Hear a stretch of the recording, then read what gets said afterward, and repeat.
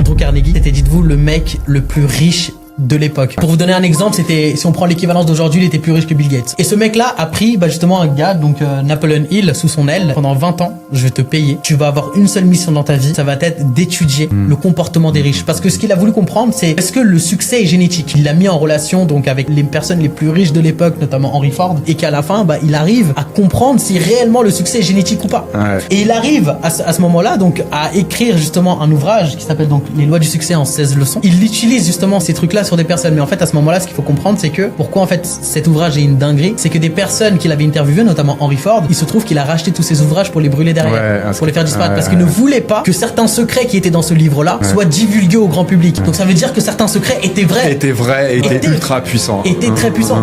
Et Napoleon Hill le dit lui-même. Il a utilisé ces trucs-là sur des personnes qui avaient déjà des sociétés, etc. Il les a fait passer de 100 000 $ à 1 million en l'espace d'un mois. Quand il regardait à quel point en fait ces choses-là fonctionnaient, il était effrayé de voir à la vitesse où les gens pouvaient avoir du succès s'ils appliquaient ces règles-là. Et au-delà de ça, il s'est dit à un moment donné, en fait, au final, ça ne m'effraie pas autant parce qu'à toutes les personnes à qui il enseignait ce truc-là, il y en avait tellement peu qui passaient à l'action. À un moment donné, il s'est dit, en fait, ça va, tu vois, c'est pas si effrayant que ça. Mais là-dedans, ce qu'il faut comprendre, c'est quoi? C'est que, oui, aujourd'hui, une classe élite cache certains secrets pour le succès, pour avoir ce qu'on veut, pour que nos désirs arrivent dans notre vie. Ces secrets-là réellement existent dans ce monde.